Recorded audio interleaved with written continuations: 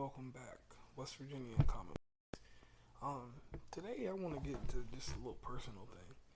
Um, I want to ask my audiences, if you're friends with people, you encourage people when people are down, you pick them back up. You always try to make sure that they doing good. You don't want nothing in the world to happen to them. You just want them to be solid all the time. Well, if you go out of your way to speak to a friend and you tell that friend that you're encouraging them to feel better. Sometimes, not necessarily. I'm not saying walk people away from like suicide or anything like that, but people that are about to have like a nervous breakdown. If you're trying to calm them down, do you think it's wrong, like for them to lash out back at you when when you give them that encouragement? I was just wondering about this because in the last week, I consider myself pretty favorable to people. Like I will I'm always going to be a better friend to my friends than my friends are going to be to me. Um, and I know that it's been that way since God knows when. But what really got to me this week is I had three friends all together. The first one, I completely just dismissed them because we had only been friends for not even a year, and I didn't like being out there helping them. But I didn't like the fact that they went out their way to make assumptions. This person in particular decided that they had to be my best friend and they had to have a lot of my time. And I was kind of to the point where I was like, what benefit do I get from this friend? Because like when you have friendship with people, these things are supposed to be equal. Like I'm saying, like sometimes things outweigh the other. It's sort of like a seesaw, but the seesaw evens out when both people put their feet on the ground. And in this instance, me and this friend, it never went that way, and I wasn't expecting it to go that way. But this person made an assumption that they had certain type of leeway with me, and they could feel a certain way about things. When I told them that this one person, the first friend, I never went to them with my issues because the quality of friend they needed me to listen to what they needed to, blah blah blah, and I felt alright about it. I didn't have no issue with it. Um, but it got to a point one day when I said something somewhere in social media. This person decided that they was going to comment to me that um, they didn't want to compete to be my best friend, blah, blah, blah. Well, I wasn't even talking to that person. And I explained to this person that I put you in a certain category. I took you aside from my normal group of friends because, yes, I am very technical when it comes to my friends. Um, I put them to the side and I was like, you're over here. I help you. I listen to you when you need me to. You can call me when you want to. Blah blah blah. I gave a nice avenue there, and when you give people options, they seek more advancement. They want more attention, and maybe that was my flaw there, but that was fine and dandy there. On that person, I just made an honest decision. I was like, what's the quality of life going to be like for me with or without this person? And like I said, I put them in my memories museum on a shelf. Now, on to this next person.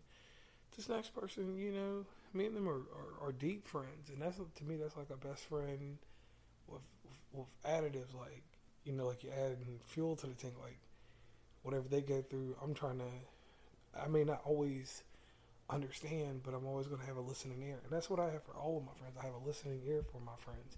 I try to make sure I take care of their need. So, me and this person went back and forth and stuff, and I realized, aside from mental health, that some people actually in life want to make themselves a victim after they victimize somebody. When I seen this happen, I froze, and I realized in that one instance that I just had to be kind and do the right thing in the sense of, hey, there's more going on. There's way more to it. So distance myself from this person, but don't let them go. And from that point on, I just decided, I was like, man, this week, just in particular this week, already at September 23rd, has been a off the wall week dealing with friends. So I decided, no new friends, no more friends this week. I'm just gonna sit back, relax, take care of these podcasts, because I tell you, it's a lot with these podcasts. What goes on behind the scenes is, I have to contact people. I have to look at different content. I have to see what people are doing, and I have to decide where does that fit into the scope of what I'm doing, which I'm doing an open platform. So I'm basically trying to get a whole circle of people, different things, people that are in advertising, people that are working in the liberal arts, which is reading books, any of that kind of stuff. I try to reach different people. Then I do reviews on stuff that I like, which is the streaming services. I'm a projector guy, so I'm sitting out here and I'm doing these things. And, I don't ask for the encouragement of my friends, which I love the fact that the people that are not even like in my inner circle, I'm getting more respect from people that dealt with me in school and different things like that, and just dealt with me during life things, than I am from my actual close friends. And I find that rather crazy. But in all, I realize that, people have lives and different things like that. So all my listeners, I really appreciate you guys listening. And like I said, if there's more content or different things you want me to do, of someone to listen without passing judgment, without trying to give advice, that's the type of person I am. I want my friends to be like, man, JR is out here being nice to me, listening. He don't have no agenda. He don't want nothing. I can just feel free to talk to him, just like you would if you next door to you every day that could come over and drink a cup of coffee. I was raised that way. I was raised, to be out there and um, take care of other people's mental health. Like, not like I'm some type of clinician or anything like that. Like I have any kind of medical degree or anything like that. But we take care of our people's mental health, because nobody will take care of other people's mental health, other than the inner circle. And just these two people disrupted this. And I had a third one that was fairly flagrant, but I had them different tier in my friends list. So I could just move away from them. I put them back, like I said, once again, Memories Museum, and left them there. And I got to the point today, I was like, man, I'm going to throw this up on my podcast, because I was like, man, I'm feeling some type of way, because I've invested time into these people and all this other stuff. And like I said, I'm the type of friend, like, on my weekends and stuff, I don't go out of my way to go hang out with people. I mean, if I'm in town or something, or if I'm around, yeah, let's go do something. So I'm pretty private. But if you need someone to talk to during the week, with the way my schedule works out, friends, I'll get out there and go the extra mile. If I've got time between 5 o'clock to 9 o'clock at night, I will make time on people. They don't ask me to. I do that on my own accord. But I will get out here and try to make sure they're all right. And just these two people in particular, it just rubbed me the wrong way, because the second one I thought so much of, to come find out that I didn't mean that much to that person by what they said to me. And I'm a firm believer in that when someone gives you their actions in a rant, there's hidden truths everywhere. I believe in the whole principle of hidden truths, that when you listen, you use your context clues, you figure out what people mean. You figure a meaning in what people say. Now, sometimes that's a gift, and sometimes it's a curse.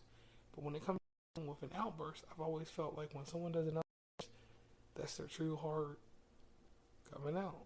That's like, man, this is the opinion I got of you, and I'm sticking to this. There's always a voice link to do that. And I want to thank a lot of my guests. You're going to hear upcoming episodes from Carly Bell Price. You're going to hear some from Rosa Ratcliffe. Tava T is her thing there. I want to thank Drop Top Dre.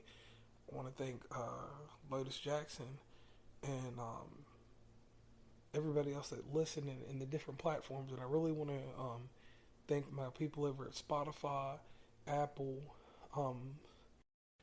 and the other platforms that help out with everything, and with all of the podcasts. You don't know how much you have to network between them to get certain inside information on how to do everything. And to anybody that's wanting to run a podcast, it's real simple. Pick and choose where you want to do it. I suggest that you start your own podcast. You can work with Anchor. You can work with any of them. The one thing you have to keep in mind with these podcasts, though, is you got to be careful about the ownership of your material. If you're going to actually own it, or if it's going to be owned by somebody else, and how you're going to monetize it. If you're doing it as a hobby, certain platforms work better. If you're doing it to get some type of money or just to make an extra income, be careful with that because you got to produce what people want to hear. You got to learn about insights. You got to learn about so much advertisement that it's ridiculous. And some of us are old school, and I'm old school. I put it on Facebook. I put it on Instagram. I put it over on my Snapchat and other things. If you actually want to get hooked up Snapchat to see what's going on and different things, it is JR3660SP. For the Instagram, it is very simple. West Virginia Commonplace. And then the West Virginia Commonplace Facebook page is available too. We also have a YouTube which has limited access as of right now. I got to get more into producing content for that. There's so much that you can do with all this content. And then once again, to all the Instagram followers, Instagram is our biggest push. I want to thank everybody that's liking things, everybody that's taking time to get involved in all this. Because that's a lot to take in. Because you're giving somebody 11 minutes or 3 minutes, or if you skip through the giving people a lot of time that you could be doing something else. And that's something that's greatly appreciated. And just a little bit more into the podcasting thing. Went out here and, like I said earlier, I bought a Samson microphone. Works very well. Plug you in a set of headphones, run it through your USB or whatever, or if you're using Windows, you can just hook it right in to your USB. And on Mac, I meant to say the micro USB. Very good mic. 3 settings to it. You get your better sound, I think, in the middle if you got the headphone in, because you can actually hear yourself, which is kind of awkward, but it will let you know what you sound like, your pitches and different things like that. Then I'll just talk about real quick because it's one thing that I failed to mention earlier. Along with that, I've gotten a lot of questions about the projector review. With the projectors, I do solemnly live by using a Nebula capsule. Nebula capsule has everything built into it. Like I said earlier in the other review, go back and listen to the projector review, and you'll understand where I'm coming from. And just get you a normal little tripod. You can get a white screen or black screen. Black screen works better during the day for a picture. Or you can get construction paper that put it up, and you got a screen that way also. Outside of that, that's about it. And I want to thank you guys for tuning into this real quick episode of West Virginia and Commonplace. This one, like I said, this is a little rarity. I just threw one up real fast, and we'll get it on out there to you.